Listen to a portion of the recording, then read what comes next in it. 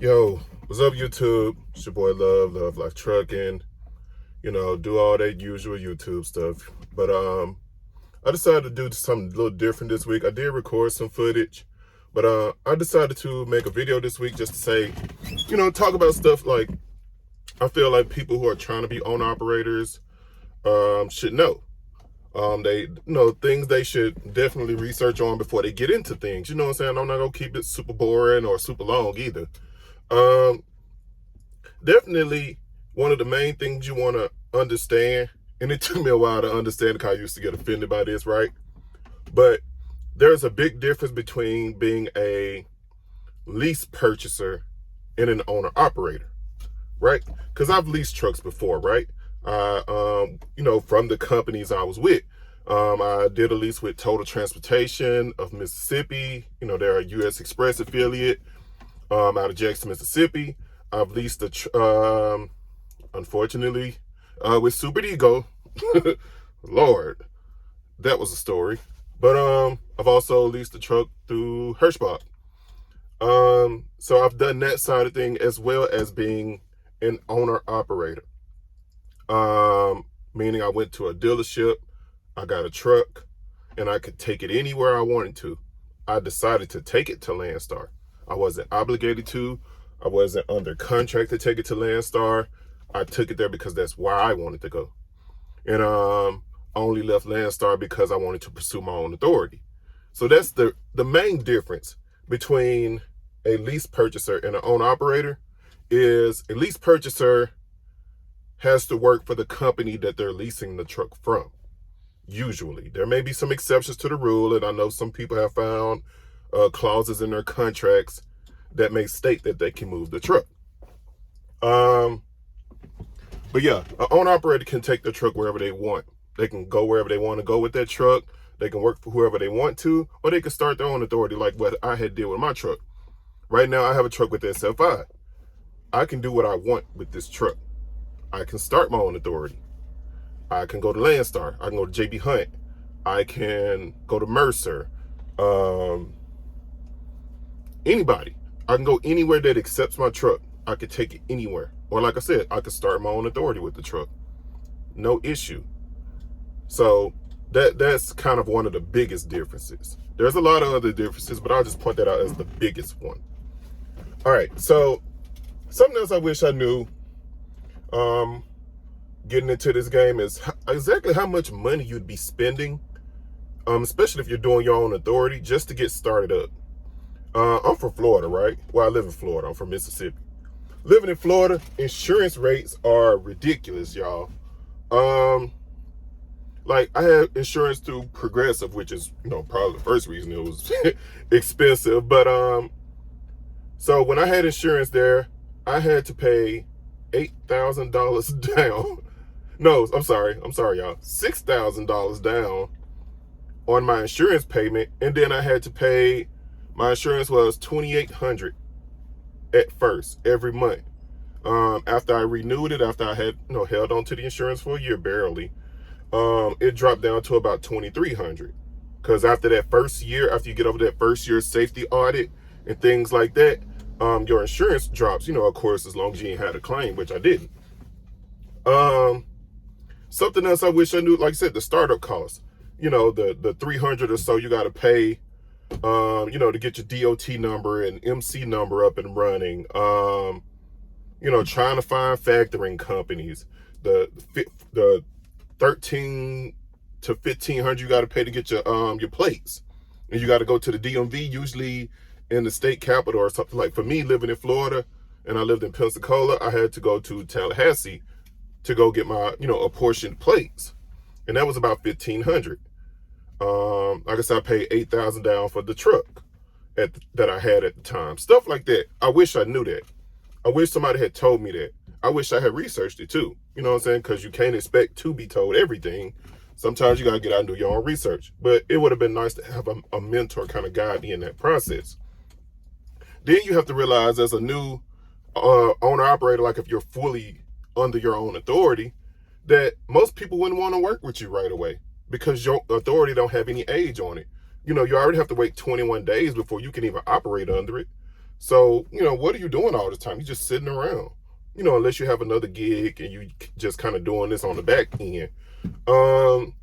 You got to wait 21, it may vary, days before you can even run that thing.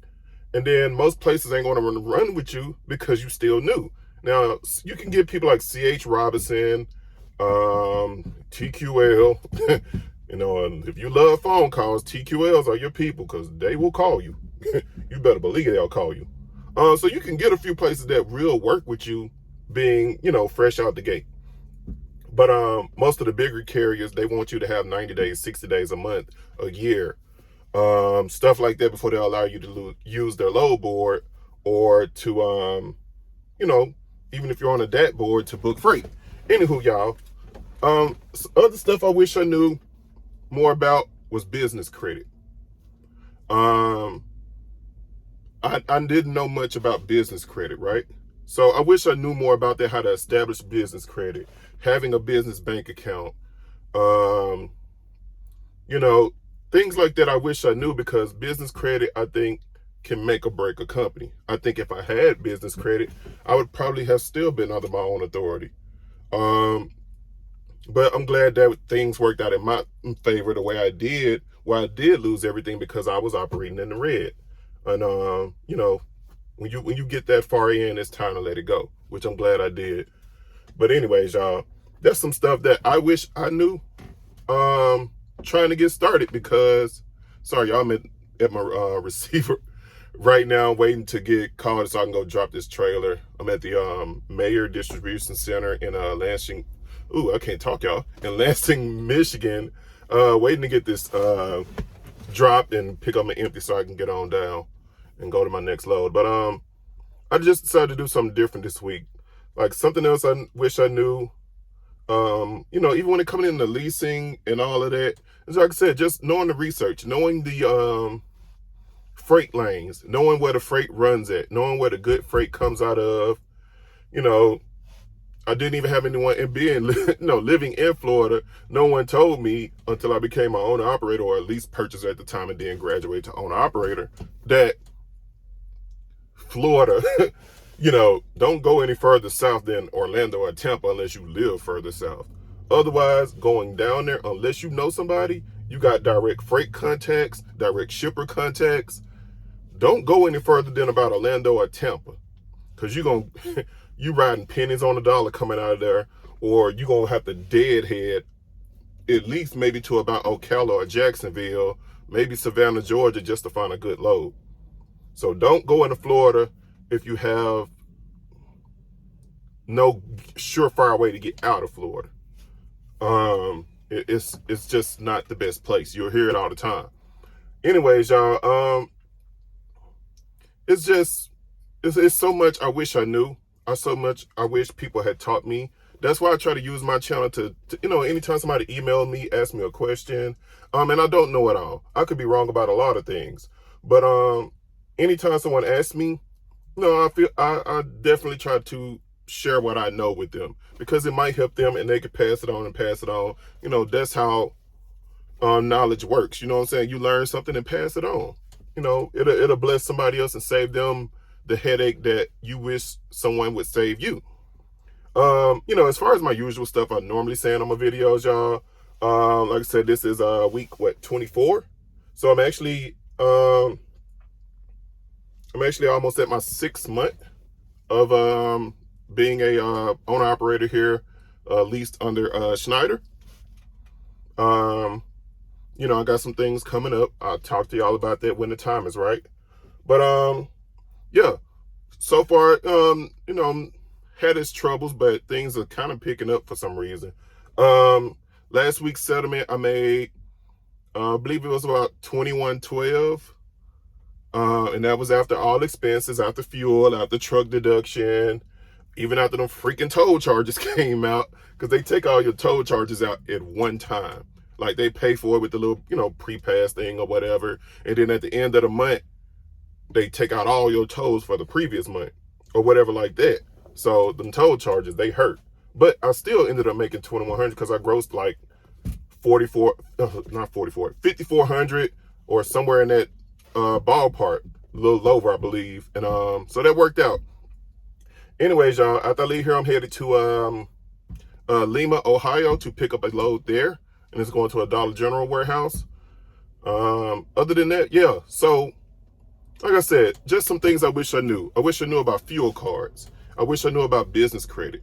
I wish I knew about the startup cost of being in a full, under your own authority, owner operator.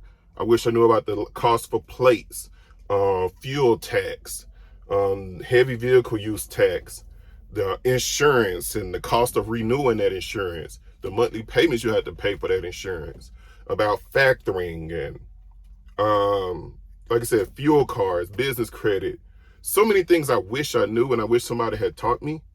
And where to get a good truck at. I wish I had a mechanic with me when I went to get the truck that I did have, and I could have, maybe slipped him a little something under the table, like, hey, you mind coming with me to check out a truck? Because maybe you could probably, and some places may let you do that. If you take a mechanic with you, and your mechanic can, you got a certified mechanic, they can point out some problems on this truck. They can probably negotiate that price for you and say, hey, this and this is going on with this truck. Can you knock that price down if I go get that fixed? So stuff like that I wish I'd known. Anyways, y'all, video ran on long enough. Like I said, this was week 24 for me. I had some footage that I had recorded, but I decided I'll just do this because I wish I knew these things. I wish somebody molded me and taught me. And I hate that I had to learn it on my own, but I'm glad that I did. I hope something I said helps, or at least kind of gets you, if it didn't help you necessarily, if it gets you to say, let me research that, because I don't want to get caught out there like he did. I don't want to get out there and, either lease that truck from SFI or get that truck from Lone Mountain or Big Rigs or wherever you go to get your truck, and you don't know what to do. Like, you only just went there with enough money to get the truck from the dealership. You're not thinking about the interest that you're paying, which some people probably charging you 22+% on that truck. You're not thinking about the fact that, oh, my authority's new. Nobody's really going to work with me. I mean, there's a few places, like I said, C.H. Robinson, TQL, I think even Landstar. There's some places that will work with you, but the bigger paying, profitable places are going to make you wait. Just so much. So before y'all jump out there as an owner operator, whether you're leasing under a company or whether you're doing your own authority, just try to do your research. I'm not going to be the guy to convince you not to do it because, freight sucks. Fuel prices are high. The market sucks. Spot market this, spot market that. I'm not going to be the guy to tell you to do that because I wouldn't have let anyone stop me from doing it. And I don't regret doing it. And if I could do it all over again, yes, I would do it smarter, but I would still do it all over again. But I would definitely be the guy to say, do your research before you do it. And if you feel like your research was adequate, get on out there. Do it. Go for it. Have fun with it. Tell me all about it. Like, seriously, tell me about it. I'm not being sarcastic. Like, tell me about it. Anyways, y'all, be safe out there. And I always try to leave my videos with something about mental health, because being someone who has PTSD, and I have apparently recently diagnosed with adjustment disorder with depressed mood. Chronic adjustment disorder with depressed mood. Take care of yourself out there. These loads are important. I get it. Delivering the load allows you to feed your family, to take care of your loved ones, wife, kids, husband, babies, whatever. But nothing is more important than your mental health. Take care of yourself. Get out of this truck sometimes. Get from behind these curtains and out of these windows, and get out and take a walk sometimes. If you're at a rest area and the weather is nice and permits, just go sit at the picnic benches out there and eat your lunch. FaceTime the family if you video chat or whatever device you got.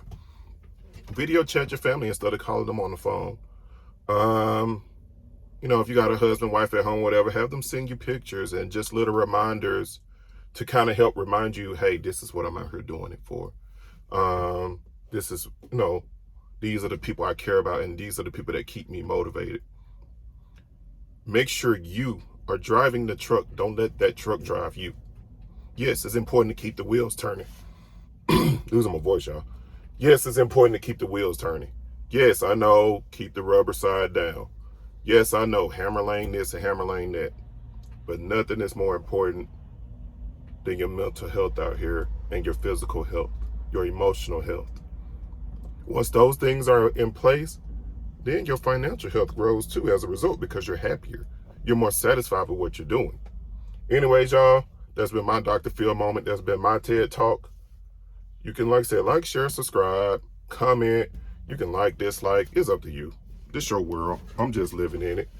And if you have any questions, feel free to email me at GWOODHIGH03@gmail.com. Or you can hit me up on Instagram at Steven_Love2003. Wherever you want to hit me, or some people even find me on Facebook as Steven Love, right? And ask any questions you have. I don't know it all, or if I've said anything that is an error or needs correcting, respectfully correct me, and I'll make sure I change that, because I don't want to put out any bad information. But yeah, like I said, y'all, last week made 2,100. Had a good week. Hoping to have a greater week coming soon, and I have some things coming. We'll talk about that. Y'all be blessed though.